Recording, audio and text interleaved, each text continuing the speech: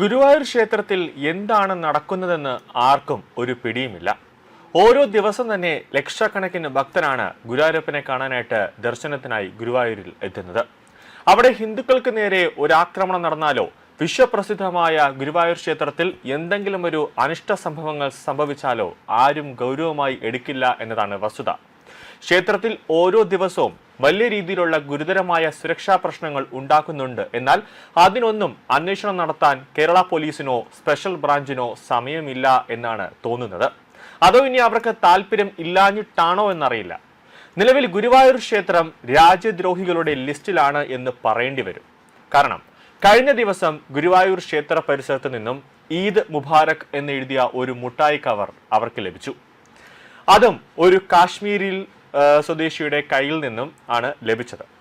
ഈ കാശ്മീരി സ്വദേശി അവിടുത്തെ ആളുകൾക്ക് ഈ മുട്ടായി കവർ വിതരണം ചെയ്യുകയാണ് ഉണ്ടായത്. അത് ഈദ് മുബാറക് എന്നെഴുതിയ മുട്ടായി വിതരണം ചെയ്യുകയാണ് ഉണ്ടായത്. മതസ്പർദ്ധ ഉണ്ടാക്കാൻ ലക്ഷ്യമിട്ട് നടത്തിയ ഒരു നീക്കമാണോ എന്നൊരു സംശയമാണ് ഇതോടെ പുറത്തേക്ക് വരുന്നത്. കാരണം പഹൽഗാമിൽ നടന്ന ഭീകരാക്രമണത്തിന്റെ ഒരു പ്രധാന അജണ്ട എന്ന് പറയുന്നത് ഹിന്ദു മുസ്ലിം കലാപമാണ്.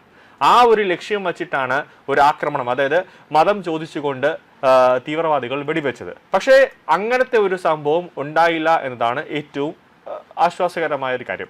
വലിയ പ്രതിഷേധം ഉയർന്നതോടെ പോലീസും ദേവസ്വം ബോർഡും അവസാനം അന്വേഷിക്കാനായിട്ട് ഇറങ്ങിത്തിരിച്ചു. ഈ സംഭവം ഗുരുവായൂർ പോലീസിന്റെയും ദേവസ്വത്തിന്റെയും ഭാഗത്തു നിന്നുള്ള ഒരു ഗുരുതരമായ ഒരു വീഴ്ച തന്നെയാണ്. കാരണം ദേവസ്വം ബോർഡ് ജീവനക്കാർ 24 മണിക്കൂറും അവിടെ വാക്കി ടോക്കിയും ഉൾപ്പെടെയായിട്ട് 24 മണിക്കൂർ ഒരു വലിയ സന്നാഹമായിട്ട് ദേവസ്വം ബോർഡിലെ സുരക്ഷാ ജീവനക്കാർ ഗുരുവായൂർ ക്ഷേത്ര പരിസരത്തുണ്ട്. എന്നിട്ട് അവരാരും ഈ ഒരു സംഭവം കണ്ടില്ല എന്ന് പറയുന്നത് ഗുരുവായൂർ ദേവസ്വത്തിന്റെ സുരക്ഷാ സംവിധാനത്തിന്റെ വീഴ്ച തന്നെയാണ്. ക്ഷേത്ര പരിസരത്ത് ആരെങ്കിലും ഒരു മിഠായി വിതരണം നടത്തിയോ എന്ന് ദേവസ്വവും പോലീസും പിന്നീടാണ് അന്വേഷിച്ചത്. ക്ഷേത്രമാകെ അരിച്ചു പറക്കി പരിശോധിക്കുകയും ചെയ്തു. CCTV ദൃശ്യങ്ങളും പരിശോധിക്കുകയും ചെയ്തു എന്നാണ് ദേവസ്വം പോലീസും പറയുന്നത്.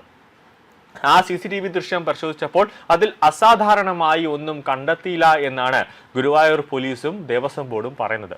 ഇതേ ദിവസം തന്നെ ക്ഷേത്രത്തിന്റെ കിഴക്കേ നടയിലെ കംഫോർട്ട് സ്റ്റേഷന് സമീപത്ത് ചുറ്റിത്തിരിഞ്ഞു നടന്ന മാനസിക വെല്ലുവിളി നേരിടുന്നു എന്ന് സംശയിക്കുന്ന കാശ്മീർ സ്വദേശിയായ യുവാവിനെ ആ പരിസരത്തുണ്ടായിരുന്നവരുടെ പരാതിയെ തുടർന്ന് പോലീസ് പിടികൂടി. കാശ്മീർ സ്വദേശിയായ നൗഖാം സ്വദേശി, അതായത് കാശ്മീരിലെ നൗഖാം എന്ന് പറയുന്ന സ്ഥലത്തെ ഒരു സ്വദേശിയാണ്. അദ്ദേഹത്തിന്റെ പേരെന്ന് പറയുന്നത് താരിഖ് അൻവറിനെയാണ് ഗുരുവായൂർ ടെമ്പിൾ പോലീസ് കസ്റ്റഡിയിലെടുക്കുകയും കോടതിയിൽ ഹാജരാക്കിയതിനു ശേഷം മാനസിക ആരോഗ്യ കേന്ദ്രത്തിലേക്ക് പ്രവേശിപ്പിച്ചത്. ഇവിടെയും പോലീസ് പറയുന്ന ഒരു പ്രധാനപ്പെട്ട കാര്യം എന്ന് പറയുന്നത് ആ വ്യക്തിക്ക്, ആ മുസ്ലിം യുവാവിന് മാനസിക രോഗമുണ്ട് എന്നാണ് പറയുന്നത്.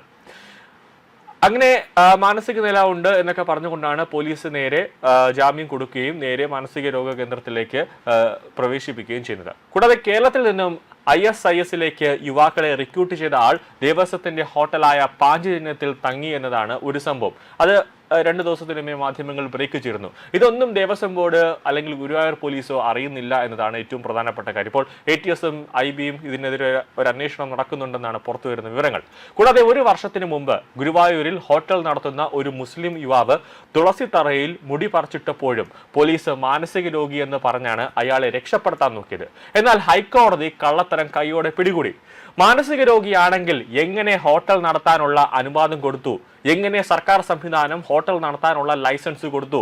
മാനസിക രോഗിയാണെന്ന് പോലീസ് പറയുന്ന വ്യക്തി ഹോട്ടലിലെ ഭക്ഷണത്തിൽ എന്തെങ്കിലും ഒന്ന് കലർത്തിയാൽ, അല്ലെങ്കിൽ അതായത് വിഷമോ അങ്ങനെ എന്തെങ്കിലും കലർത്തിയാൽ ഭക്ഷണം കഴിക്കാൻ വരുന്നവർക്ക് ജീവഹാനി സംഭവിച്ചാൽ ആര് സമാധാനം പറയുമെന്ന ചോദ്യങ്ങൾ ഹൈക്കോടതി പോലീസിനോടും അതോടൊപ്പം തന്നെ ഗുരുവായൂർ നഗരസഭയോടും ചോദിച്ചു.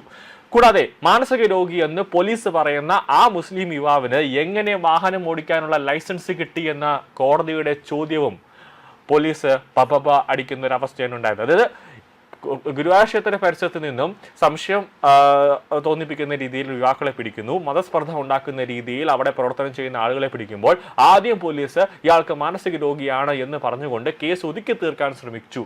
ആ ഒരു സംഭവമാണ് ആദ്യമേ തന്നെ ഹൈക്കോടതി കൈയോടെ പിടിച്ചത്.